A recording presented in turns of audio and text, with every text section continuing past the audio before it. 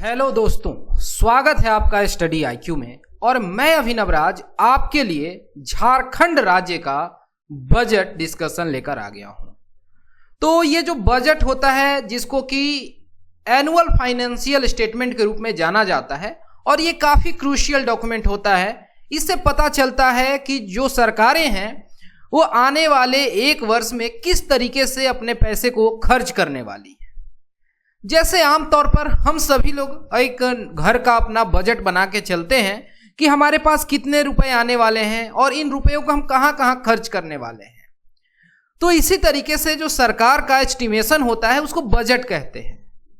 और जो सरकार होती है वो चाहती है कि जो उसने एक आउटलाइन ड्रॉ किया है मोर और लेस उसी को फॉलो करे, लेकिन अगर उसमें कुछ चेंज करने की जरूरत पड़ती है तो फिर उसमें रिविजन्स भी किए जाते हैं। ऐसा नहीं है कि ये एकदम लकीर खींच दिया गया और इसमें चेंजेज नहीं किए जा सकते हैं। स्पेशल सर्कमस्टांसेज हों, नेचुरल क्लामिटीज आ जाती हैं, कुछ डिजास्टर हो जाता है, या जैसे बहुत बड़ी पेंडेमिक आ गई कोविड-19 वगैरह, तो उस समय कई तरीके के ऑल्टरेशंस करने पड़ते हैं। और बजट जो खास बात है ये आने वाले वर्ष के लिए होती है। तो देखिए, जैसे ये झारखंड का जो बजट पेश किया गया तो यहाँ लिखा हुआ है वर्ष 2022-23। यही अगर हम देखते हैं इकोनॉमिक सर्वे यानी कि आर्थिक सर्वेक्षण देखते हैं तो वो लास्ट ईयर का रहता है कि पिछले वर्ष हमने किस तरीके का अप्रोच रखा, हम किस हद तक उसमें सफल रहे, और वो लास्ट ईयर का असेसमेंट होता है। तो बजट आने वाले वर्ष का और इकोनॉमिक सर्वे लास्ट ईयर का असेसमेंट होता है। यहां पर जो ये झारखंड सरकार के द्वारा बजट पेश किया जा रहा है या किया गया, तो वो फाइनेंस डिपार्टमेंट के द्वारा ये बजट पेश किया जाता है या तैयार किया जाता है। और यहां पर इस स्पेसिफिक वीडियो में हम जो बजट के बारे में चर्चा करेंगे वो इसके करेंट अफेयर सेक्शन पर चर्चा करेंगे। और यहां पर जो इंपॉर्टेंट फैक्ट्स हैं, जो फिगर्स हैं, उसमें हम नाता एक समझने का कोशिश करेंगे। थोड़ा बहुत जो यहाँ पर इकोनॉमिक स्टैटिक सेक्शन है जिसका आपको नॉलेज होना चाहिए, उसके बिना आप शायद अच्छे से ना समझ पाएं अगर आप एक बिगिनर होंगे। लेकिन जो इसका पॉलिटिकल एंगल है कि ये जो बजट है इसका जिक्र हमारे संविधान में है तो अगर कहाँ है, फाइनेंशियल बजट या इस तरीके से फाइनेंशियल बिल क्या होता है, मनी बिल क्या होता है, उन चीज़ों को हम यहाँ पर चर्चा में नहीं लाएंगे। अगर उस पर आपको कोई डिस्कशन चाहिए तो वो सेपरेटली हो सकता है। उसके लिए आप कमेंट सेक्शन में हमें कह सकते हैं कि सर स्टैटिक सेक्शन जो है बजट का उसके ऊपर भी हमें इंसाइट्स चाहिए, क्योंकि ये करेंट अफेयर से रिलेटेड है। और ये जो यहाँ पर फिगर्स आएंगे, जो फैक्ट्स आएंगे, वो आपके आने वाले एग्जाम्स में बहुत ज़्यादा मददगार साबित होते हैं, क्योंकि बजट से बहुत सारे क्वेश्चंस डायरेक्टली आते हैं। चलिए स्टार्ट करते हैं। और इस तरीके से आप इस कवर पिक को देख सकते हैं कि यहाँ पर फाइनेंस मिनिस्टर और चीफ मिनिस्टर फोटो सेशन करा रहे हैं, और ये एक बना हुआ रिवाज है, प्रथा है, इस तरीके से चलते आता है। तो बजट को हमसे समझना है तो आपको समझना है कि इसके दो हिस्से होते हैं, एक जिसको कि राजस्व का हिस्सा कहते हैं और एक जिसको कि पूंजीगत हिस्सा कहते हैं। राजस्व यानी कि मतलब हुआ रेवेन्यू, और पूंजी यानी कि कैपिटल। अंतर समझिए एक बेसिक एग्जाम्पल से कि मान लीजिए कि आपको एक स्कूल चलाना है तो उसके लिए पहले ढांचा चाहिए, इंफ्रास्ट्रक्चर चाहिए। तो जो स्कूल की बिल्डिंग बनेगी उसमें बहुत ज़्यादा पैसा खर्च होगा और उसका एक लॉन्ग टर्म हमें कहने की यूटिलिटी नज़र आएगी। तो ये जो बिल्डिंग बनेगी इसमें जो पैसे खर्च होंगे इसको तैयार करने में, तो वो कहलाएगा कि ये कैपिटल इन्वेस्टमेंट है, कि ये पूंजी इसमें खर्च की गई इसको बनाने के लिए। लेकिन अब इसमें जो भी टीचिंग स्टाफ होंगे, नॉन टीचिंग स्टाफ होंगे, जो इलेक्ट्रिसिटी का बिल आएगा, इसको जब हम चलाएंगे और चौक खरीदना पड़ेगा, डस्टर खरीदना पड़ेगा, तो वो सब जो होगा वो कहलाएगा कि ये राजस्व का हिस्सा है, रेवेन्यू का हिस्सा है। यानी कि जो कैपिटल हुआ, जो पूंजी हुआ, वो एक लॉन्ग टर्म हमें अप्रोच देता है, उसका एक लॉन्ग टर्म हमें रिपरक्यूशन या कह लें कि इफेक्ट देखने को मिलता है। और रेवेन्यू जो है, जो राजस्व है, वो कम समय में आपको कहने की उसका इफेक्ट नजर आता है। अब राजस्व में भी हमारे पास पैसे आते हैं और पूंजी में भी पैसे आते हैं और जा भी सकते हैं। मान लीजिए कि केंद्र सरकार एक बल्क में अमाउंट देती है राज्य को कि यहां पर आपको कोई बड़ा सा इंफ्रा का कंस्ट्रक्शन कराना है, तो वो क्या होगा कि हमारे राज्य में इतना कैपिटल, इतनी पूंजी आई, है ना, इस तरीके से।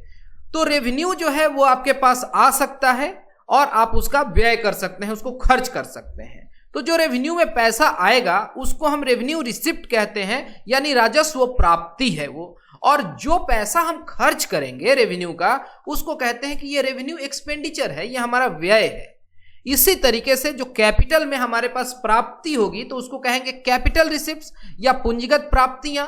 और जो पैसा हम खर्च करेंगे इन पूंजियों को तैयार करने में, अगर इसमें इंफ्रा हो गया, हॉस्पिटल, रोड या इस तरीके का कुछ भी हम अगर मेजर इन्वेस्टमेंट कर रहे हैं तो वो कहेंगे कि हमारा पूंजीगत व्यय है। तो इतना जो है बेसिक आपका क्लियर हो गया। तो आप समझ सकते हैं कि बजट जो है आप उसको ऐसे समझ लेंगे, बजट। अब इसमें आप ऐसे हिसाब बांट सकते हैं कि ये जो है ये रिसिप्ट है और ये एक्सपेंडिचर है। एक्सपेंडिचर दो तरीके का हो सकता है, कैपिटल में और रेवेन्यू में। इसी तरीके से जो रिसिप्ट है वो कैपिटल में और रेवेन्यू में। और इसी के हिसाब से आपको चीजों को देखना है, समझना है, एनालाइज करना है। और उसी बजट को बेहतर माना जाता है जहां पर सरकारों का ये प्रयास नजर आए कि उन्होंने कैपिटल में इन्वेस्टमेंट ज्यादा किया, कैपिटल में खर्च उन्होंने ज्यादा किया। उसका एक लॉन्ग टर्म हमें अप्रोच देखने को मिलता है। लेकिन कई बार क्या देखा जाता है कि जो गवर्नमेंट्स होती हैं वो रेवेन्यू में ज्यादा पैसा खर्चती हैं, क्योंकि उसका बड़ा जल्दी सा एक मतलब कह लें कि रिजल्ट देखने को मिलता है। लोग खुश हो जाते हैं, किसी के हाथ में पैसा आ गया एकदम से तो खुश हो जाएगा कि चलो मुझे 5,000 रुपए मिल गए। लेकिन अगर एक स्कूल बनेगा, उससे वहां का एजुकेशन सिस्टम सुधरेगा, तो वहां का जो ह्यूमन रिसोर्स है वो बेहतर होगा, आगे चल के उन्हें बेहतर नौकरियां मिलेंगी, तो पूरा का पूरा जो एरिया है, लोकेलिटी है, वो प्रॉस्परस होगा। हॉस्पिटल बनेगा तो उससे हेल्थ इंफ्रा अच्छा होगा, आउट ऑफ पॉकेट एक्सपेंडिचर घटेगा, लोग मजबूत होंगे, सुदृढ़ रहेंगे और सशक्त रहेंगे। ये सब कुछ तो इसके लिए 15, 20, 25 साल चाहिए होगा। तो वो होता है कैपिटल का पार्ट। लेकिन रेवेन्यू का जो पार्ट होता है वो इंस्टेंट आप समझ सकते हैं। तो बजट जो है एक ग्लैंस में हम देखें तो यहां पर देखिए जैसे बता दिया गया है कि ये जो रेवेन्यू रिसिप्ट्स हैं, जो हमारे पास राजस्व की प्राप्ति हुई है, तो यहां पर देखिए बताया जा रहा है कि ये हम एस्टिमेट कर रहे हैं 22-23 के लिए कि बजट अनुमान है कि हमारे पास इतने रुपए आ सकते हैं। ओके, तो ये कितना है हम अगर समझना चाहें तो ये 83,000 करोड़ है। और देखिए एस्टिमेशन जो है इससे पता चल रहा है कि जो पिछले बार का हमारा एस्टिमेशन था वो 76,000 करोड़ का था, उससे इस बार हमें उम्मीद है कि बेहतर परफॉर्मेंस होगा। तो ये अच्छी बात है, ये प्लस पॉइंट है। जैसे कि आप देख रहे हैं कि राजस्व प्राप्ति जो है यहां पर सरकार ने एस्टिमेट किया था कि 76,700 करोड़ आएंगे, लेकिन एक्चुअली आए कितना, तो ये देख लीजिए, ये इसमें कुछ कम आए, 73,000 के अप्रॉक्स आए, 73,800 करोड़। तो यहां पर हम देख रहे हैं कि इजाफा हुआ है। ये एक अच्छा संकेत है कि सरकार को कॉन्फिडेंस है कि वो रेवेन्यू में जो रिसिप्ट्स हैं वो बढ़ाने वाले हैं। तो जो रेवेन्यू का हिस्सा है वो दो तरीके का हो सकता है जो राजस्व में प्राप्ति होती है। एक हो सकता है कि हम टैक्स से पैसा लाएंगे, जैसे कि कितने जो स्टेट गवर्नमेंट का जो टैक्सेशन सिस्टम है, अपने जो टैक्स रेवेन्यू टैक्स जो कलेक्शन करती है, मान लीजिए कि कोई जमीन खरीद बिक्री कर रहा है तो उसके लिए स्टैम्प पेपर वगैरह लगेगा ना, या किसी भी तरीके का अगर आप प्रोडक्ट कमोडिटी देश में खरीदते हैं तो उस पर जीएसटी वगैरह लगता है, तो ये सब टैक्स हुआ। लेकिन मान लीजिए कि एक सरकारी बस चल रही है और उसमें आप टिकट खरीद के बैठ गए, या आपको एक स्पीड पोस्ट करना है और आप उसके लिए सरकार को 40 रुपया दे देते हैं कि ये 40 रुपया पकड़िए, पोस्ट ऑफिस में जाके दे दिए आप, और ये आप हमें भेज दीजिएगा, ये जो हमारा स्पीड पोस्ट भेजना है। तो वो जो सरकार के पास पैसा आया वो टैक्स नहीं है ना, वो तो कर नहीं है किसी तरीके से, तो उसको क्या कहेंगे कि गैर कर है या नॉन टैक्स रेवेन्यू है। लेकिन अगर कोई रेवेन्यू जो टैक्स से आया है उसको कहेंगे कि ये टैक्स रेवेन्यू है।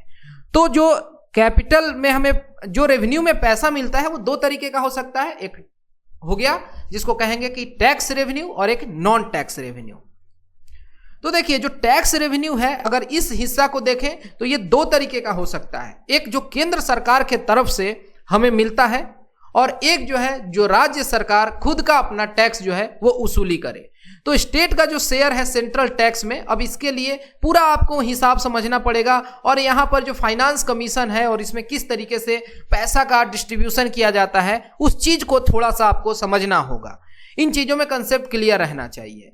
तो हम क्या देखते हैं कि ये रहा टैक्स रेवेन्यू जो है वो 51,000 करोड़ का, यानी सरकार को जो उम्मीद है कि 83,000 करोड़ रुपए आएंगे उसका मेजर हिस्सा जो है वो टैक्स रेवेन्यू से आएगा और उसमें भी जो स्टेट का शेयर होगा वो होगा 27,000 करोड़ का और जो स्टेट का अपना टैक्सेशन होगा वो उम्मीद किया जा रहा है कि 24,850 करोड़ होगा। यानी सेंट्रल गवर्नमेंट के तरफ से जो टैक्स झारखंड को मिलेगा, टैक्स में जो पैसा मिलेगा वो अधिक रहने वाला है जो कि राज्य खुद से टैक्स वसूली करेगी। ये समझ गए। इसी तरीके से जो नॉन टैक्स रेवेन्यू है, अब आप समझ गए नॉन टैक्स रेवेन्यू यानी किसी भी तरीके का अगर सर्विस प्रोवाइड करती है सरकार उसके एवज में जो पैसा मिल रहा है। तो स्टेट का जो अपना नॉन टैक्स है यानी स्टेट की जो बस सर्विस हो सकती है, पार्क में अगर कोई जाता है, ये इस तरीके से नाना प्रकार होते हैं, इसके स्कोप्स होते हैं। तो यहां पर अगर हम नॉन टैक्स रेवेन्यू का हिस्सा देखें तो वो है करीब 31,000 करोड़ का, यानी कि जो रेवेन्यू में हमें पैसा आना है उसका मेजर हिस्सा टैक्स से आना है अगर तुलना किया जाए नॉन टैक्स से। तो ये सब जो है ना आपके दिमाग में फिट बैठते चला जाना चाहिए और इन्हीं चीजों पर हमारा स्ट्रेस या फोकस होना चाहिए। तो कर भिन्न राजस्व भी कहते हैं या गैर कर राजस्व की प्राप्ति इसे कहते हैं। तो दूसरा जो है नॉन टैक्स रेवेन्यू का पार्ट वो क्या है कि ग्रांट इन एड, जो अनुदान की राशि केंद्र सरकार, जीओआई का मतलब भारत सरकार की तरफ से जो राज्य को मिल रहा है उसको कहते हैं ग्रांट इन एड। तो ये केंद्र सरकार की जो अनुदान है वो कितनी, तो ये है 17,400 करोड़। यानी नॉन टैक्स में भी स्टेट अपने से ज्यादा पैसा उगाही करने वाला है अगर तुलना किया जाए अनुदान की राशि से। तो ये पॉजिटिव एस्पेक्ट है ना, पता चल रहा है कि नहीं राज्य के पास पोटेंशियल है। ऐसा नहीं है कि सेंट्रल गवर्नमेंट जो है पुश कर रही है, हाँ यहां पर सेंट्रल गवर्नमेंट सपोर्ट कर रही है, लेकिन राज्य के पास अपना पोटेंशियल है कि वो अपना tax non tax in sources से रेवेन्यू जनरेट कर सके। अब जो कैपिटल्स की अगर बात करें, जो पूंजियों की बात करें, तो देखिए ये कैसे कैसे पूंजी आ सकते हैं। अगर मान लीजिए कि हमने किसी को लोन दिया है और वो लोन का जो पूरा का पूरा कह लें कि जो प्रिंसिपल है, जो मूल पैसा है, अगर वो लौटाता है तो कहलाएगा कि पूरा हमारा एक मुश्त पैसा आ गया, मूल आ गया। इसी तरीके से जो अन्य प्राप्तियां हैं जो कि कई बार सेंट्रल गवर्नमेंट की तरफ से मिल जाती हैं, और एक उपाय है कि हम कहीं से उधार पैसा लेकर आते हैं, बोरो करके लाते हैं।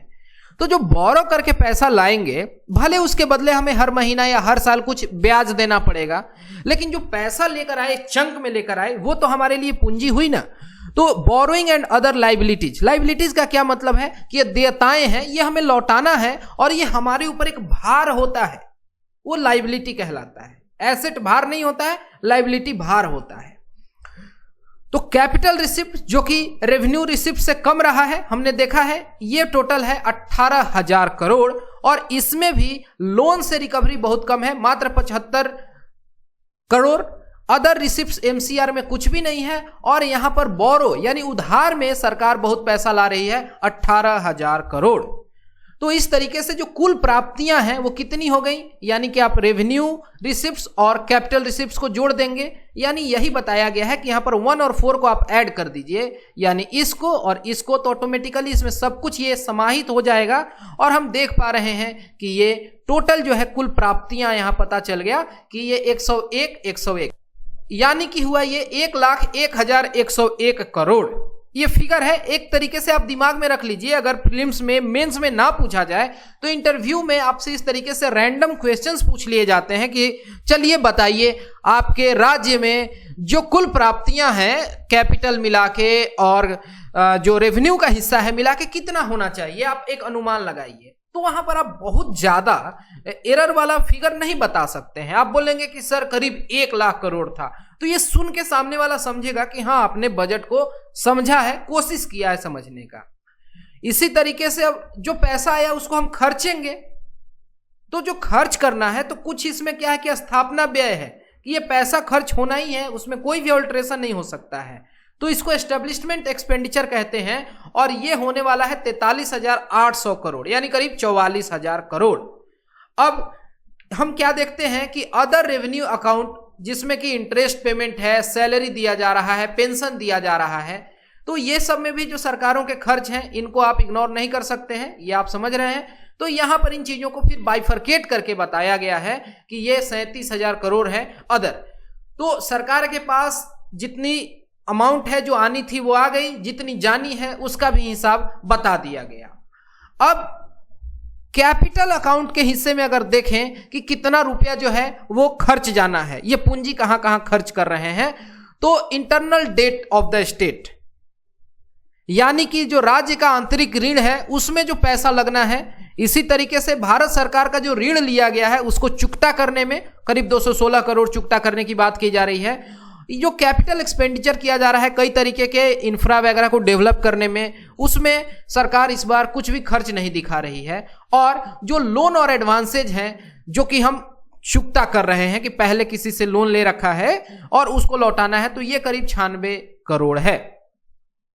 स्कीम्स जो है इस पर बहुत अच्छा खासा सरकार का पैसा खर्च होता है योजनाओं पर, और इन योजनाओं में देखें कि राजस्व खाते से और कैपिटल खाते से दोनों तरीके के पैसे खर्च होते हैं। कुछ ऐसे स्कीम्स हैं जैसे मान लीजिए कि वृद्धा पेंशन योजना है, तो उसमें क्या हम देख रहे हैं कि हर महीने पैसा देना है और उससे कुछ पूंजी नहीं तैयार हो रही है, वो एक तरीके का वन वे ट्रांसफर है। वन वे ट्रांसफर क्यों कहते हैं स्कॉलरशिप को और पेंशन को? क्योंकि उसमें हम देख रहे हैं कि जो सरकार पैसा खर्च कर दी उसके रिटर्न में सरकार को कुछ फायदा नहीं मिल रहा है। जैसे कि अगर सरकार किसी को सैलरी देती है उसके बदले उस व्यक्ति से काम लेती है, लेकिन यहां पर यह सब कुछ नहीं होता है, ये वन वे है। स्कॉलरशिप हो गया या पेंशन हो गया, सब्सिडी हो गया, इन चीजों को वन वे ट्रांसफर कहते हैं। इसमें भी सरकार का पैसा जाता है। तो कुल जो खर्च हो गया ये हो गया जितना हमारे पास प्राप्ति है। देखिए यहां पर जो प्राप्ति थी 1,01,101 करोड़ और सरकार बता दी कि हम इतना ही रुपया खर्च करने वाले हैं। अब बात करते हैं राजस्व घाटा की।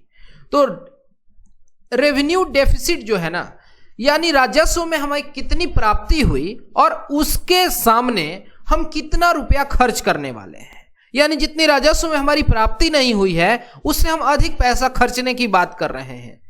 एक मूवी का बहुत फेमस टाइटल है आमदनी अठन्नी खर्चा रुपया। तो कुछ इस तरीके का बात जब दिमाग में आए तो उसको डेफिसिट कहते हैं।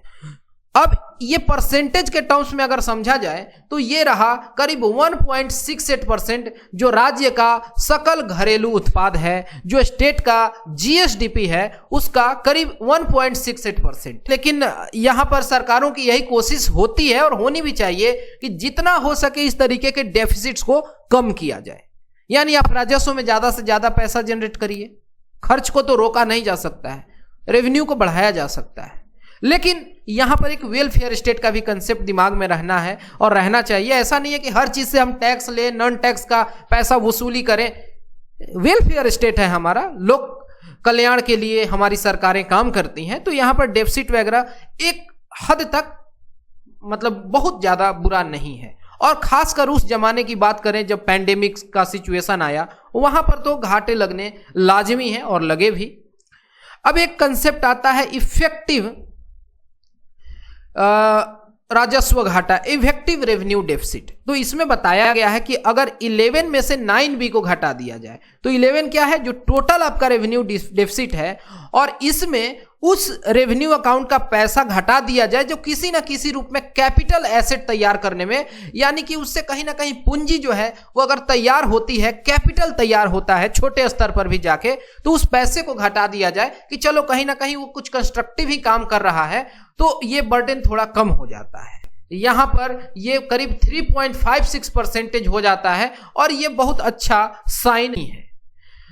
राजकोषीय घाटा जिसको कि फिस्कल डेफिसिट कहते हैं, फिस्कल डेफिसिट आप कह सकते हैं, और रेवेन्यू डेफिसिट तो एक अलग कंसेप्ट है। फिस्कल डेफिसिट का सीधा मतलब है कि आपके पास जो टोटल एक्सपेंडिचर है, टोटल एक्सपेंडिचर में से आपको बहुत चीज घटाना होगा। क्या घटाना होगा उसमें से, यानी जो आपका रेवेन्यू रिसिप्ट में पैसा आया, इसी तरीके से जो आपको पैसा मिल रहा है रिकवरीज से, मतलब जो कैपिटल आपके पास आया, ठीक है, या और भी कुछ पैसा जो MCR जिसको कहते हैं उसको भी घटा दीजिए। अपार्ट फ्रॉम दिस जो आपके पास यहां पर इंटरनल डेट है राज्य का, क्योंकि ये भी कैपिटल का हिस्सा है, और ये जो लोन है और एडवांस है गवर्नमेंट का, ये भी सब्ट्रैक्ट कर दीजिए। अब इसके बाद जो पैसा बच गया ये कहलाएगा कि आपका राजकोषीय घाटा है, ये फिस्कल डेफिसिट।